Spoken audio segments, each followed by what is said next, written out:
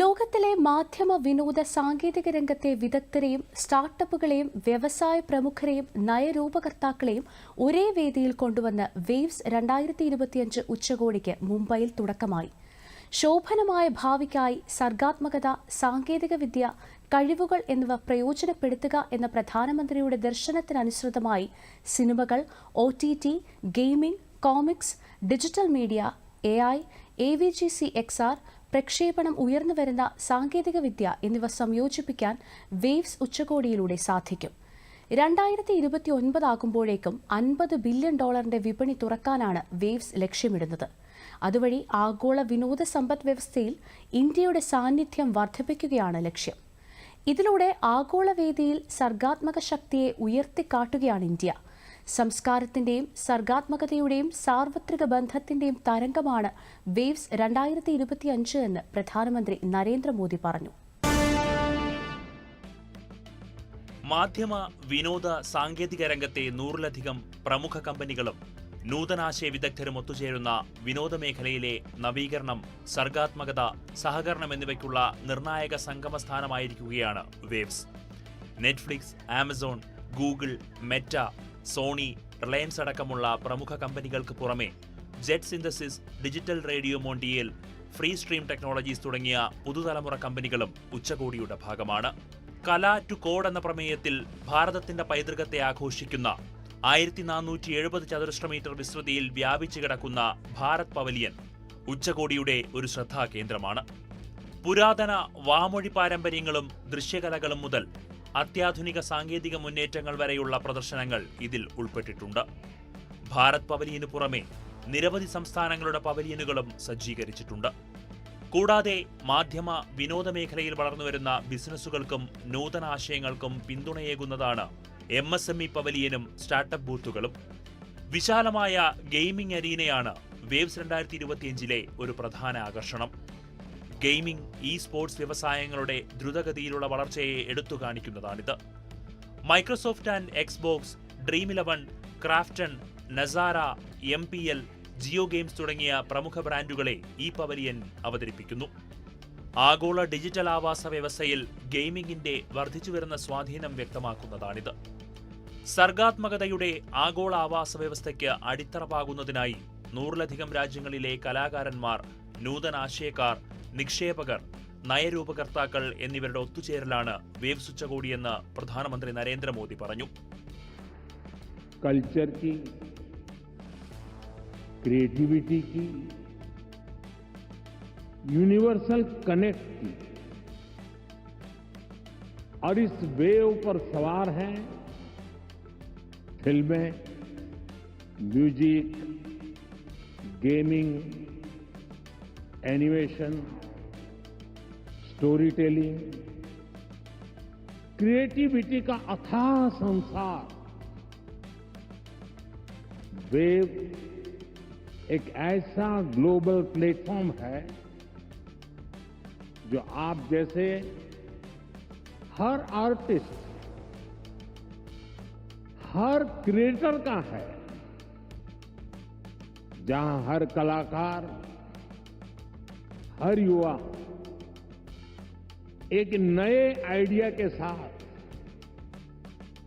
Creative world के साथ जुड़ेगा. വേവ്സ് എന്നത് വെറുമൊരു ചുരുക്കപ്പേര് മാത്രമല്ല. സംസ്കാരം, സർഗാത്മകത, സാർവത്രിക ബന്ധം എന്നിവയെ പ്രതിനിധീകരിക്കുന്ന ഒരു തരംഗമാണ്. സിനിമകൾ, സംഗീതം, ഗെയിമിംഗ്, ആനിമേഷൻ, കഥപറച്ചിൽ എന്നിവയുടെ വിപുലമായ ലോകത്തെ ഉച്ചകോടി പ്രദർശിപ്പിക്കുന്നു. കലാകാരന്മാർക്കും സ്രഷ്ടാക്കൾക്കും ബന്ധപ്പെടാനും സഹകരിക്കാനുമുള്ള ആഗോളവേദി വേവ്സ് വാഗ്ദാനം ചെയ്യുകയാണ്. വേവ്സ് ഉച്ചകോടിയിൽ ഇന്ത്യയുടെ സമ്പന്നമായ സിനിമാ ചരിത്രത്തെക്കുറിച്ച് പരാമർശിക്കവേ 1913 മെയ് 3 ദാദാസാഹിബ് ഫാൽക്കെ സംവിധാനം ചെയ്ത ഇന്ത്യയിലെ ആദ്യത്തെ ഫീച്ചർ ഫിലിം രാജാ ഹരിചന്ദ്ര പുറത്തിറങ്ങിയ കാര്യം പ്രധാനമന്ത്രി ചൂണ്ടിക്കാട്ടി. ഫാൽക്കെയുടെ ജന്മവാർഷികം കഴിഞ്ഞ ദിവസം ആഘോഷിച്ച കാര്യം അദ്ദേഹം ഓർമ്മിപ്പിച്ചു. ഇന്ത്യയുടെ സാംസ്കാരിക സത്ത ലോകത്തിന്റെ എല്ലാ കോണുകളിലേക്കും വിജയകരമായി എത്തിക്കാൻ സിനിമയ്ക്ക് കഴിഞ്ഞിട്ടുണ്ട്. റഷ്യയിൽ രാജ് കപൂറിന്റെ ജനപ്രീതി, കാനിൽ സത്യജിത് റേയുടെ ആഗോള അംഗീകാരം, ഓസ്കർ നേടിയ RRRന്റെ വിജയം എന്നിവ ഇതാണ് സൂചിപ്പിക്കുന്നത്.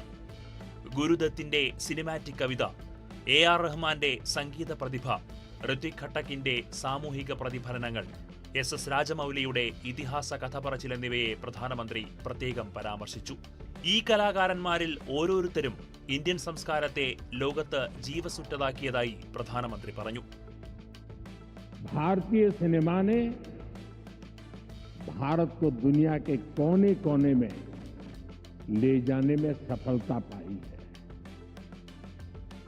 रूस में राज कपूर जी की लोकप्रियता, कान में सत्यजीत रे की पॉपुलैरिटी और ऑस्कर में RRR की सक्सेस में यही दिखता है.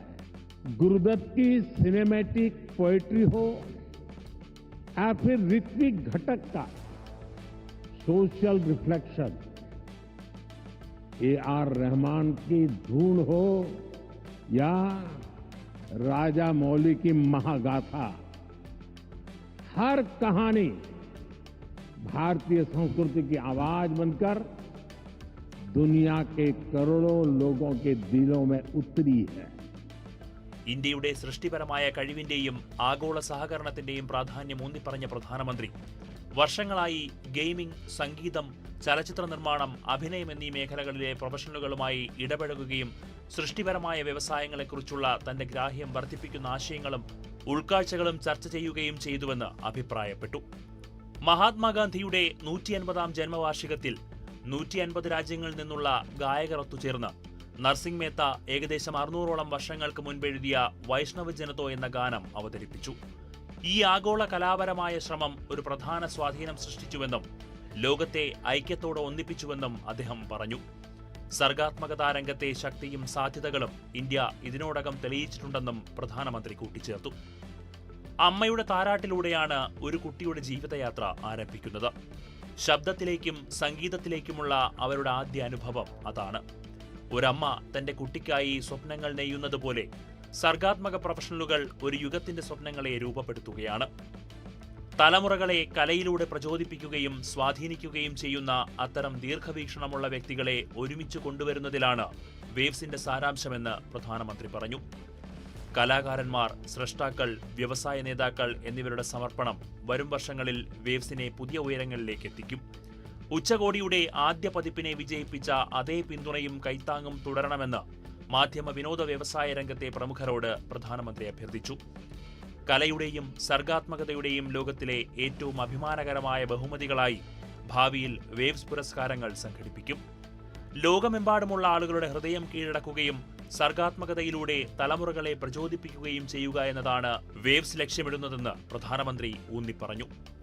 വേവ്സ് 2025ന്റെ ഭാഗമായി ഗ്ലോബൽ മീഡിയ ഡയലോഗും സംഘടിപ്പിച്ചിട്ടുണ്ട്. 25 രാജ്യങ്ങളിൽ നിന്നുള്ള മന്ത്രിതല പങ്കാളിത്തത്തോടെ ആഗോള മാധ്യമ വിനോദ വ്യവസായ മേഖലയുമായുള്ള രാജ്യത്തിന്റെ ഇടപെടലിലെ ഒരു നാഴികക്കല്ലാണിത്. വിശാലമായ നെറ്റ്വർക്കിംഗും ബിസിനസ് അവസരങ്ങളും ഉറപ്പാക്കിക്കൊണ്ട് ആഗോള മാർക്കറ്റ് പ്ലേസായ വേവ്സ് ബസാറും ഉച്ചകോടിയുടെ ഭാഗമായി നടക്കുന്നു. ഉച്ചകോടിയുടെ ഭാഗമായി ഒരുക്കിയ ക്രിയേറ്റോസ്ഫിയർ സന്ദർശിച്ച പ്രധാനമന്ത്രി 32 ക്രിയേറ്റ് ഇൻ ഇന്ത്യ ചലഞ്ചുകളിൽ നിന്ന് തിരഞ്ഞെടുത്ത പ്രതിഭകളുമായി സംവദിച്ചു. 90-ലധികം രാജ്യങ്ങളിൽ നിന്നുള്ള പങ്കാളിത്തം വേവ്സ് ഉച്ചകോടിയെ വ്യത്യസ്തമാക്കുന്നു. 10,000-ലധികം പ്രതിനിധികൾ, 1000 ക്രിയേറ്റർമാർ, 300-ലധികം കമ്പനികൾ, 350-ലധികം സ്റ്റാർട്ടപ്പുകൾ എന്നിവ ഇതിലുൾപ്പെടുന്നു.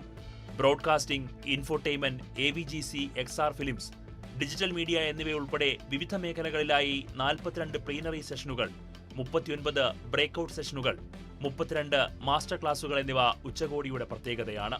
Broadcasting, print media, television, radio, films, animation, visual ഇഫക്റ്റുകൾ, gaming, comics, sound and music, പരസ്യം ചെയ്യൽ, ഡിജിറ്റൽ മീഡിയ, സോഷ്യൽ മീഡിയ പ്ലാറ്റ്ഫോമുകൾ, generative AI, augmented reality, virtual reality, extended reality തുടങ്ങിയ മേഖലകളിൽ അവസരങ്ങളും സാധ്യതകളും ഒരുക്കുന്ന ലോകത്തിലെ പ്രമുഖ കേന്ദ്രമായി മാറുകയാണ് ഇന്ത്യ. ഭാരതം അതിന്റെ സർഗാത്മക ശക്തിയെ ലോകത്തിനു മുന്നിൽ അവതരിപ്പിക്കുകയാണ് വേവ്സ് ഉച്ചകോടിയിലൂടെ.